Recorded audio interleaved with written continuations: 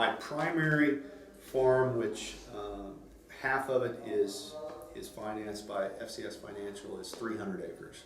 So it's essentially 160 acres on one side of the road, and it's split with a gravel road with 140 on the other side of the road. So I actually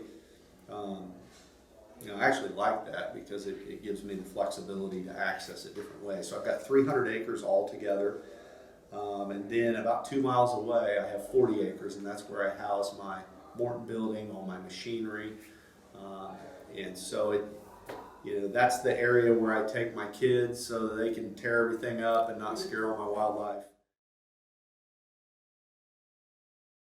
I've owned property for quite a few years, and obviously wanted to own a bigger piece of property. And I think, as I've looked over my investments, the past couple of years, just looking at a property that had income was attractive. I've owned property primarily because I'm a hunter and fisher, or fisherman, and so I've looked at how I could get into property that I could enjoy, but also had income for me. And so I believe, from an investing perspective, I believe in, covering all aspects. Whether it be a 401k, whether it be, mutual funds, stock. I think land is just another part of good financial investing. Okay.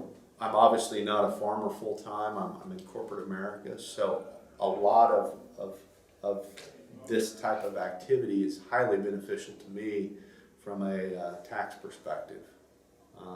It's allowed me to reduce my taxable income because I've got a farm that is revenue producing, and the expenses associated with improving it reduce the income from it and my own personal income, and so it's been highly beneficial. You want something that has good frontage, road frontage, so location is key. You want something that has income, and you want something that has CRP ground. So hunting, income, and location. If you can find all three of those, you really can't go wrong from a price perspective. If you're a hunter, there's certain types of land that are conducive to good wildlife. CRP ground is conducive to good wildlife.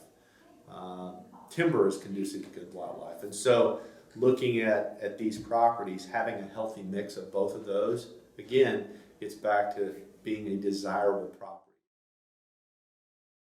And what I try to do is I look at a property and I want to know based on what I'm paying for the property, what is the rate of return based on the revenue. And anything above 3.5%, if you can get above 3.5%, you're doing pretty good. If you get above 5%, you're really doing good. If you get 8 or 9, you hit a home run. And the reason I look at those percentages is I try to mirror what the percentages I'm paying on the money I'm borrowing.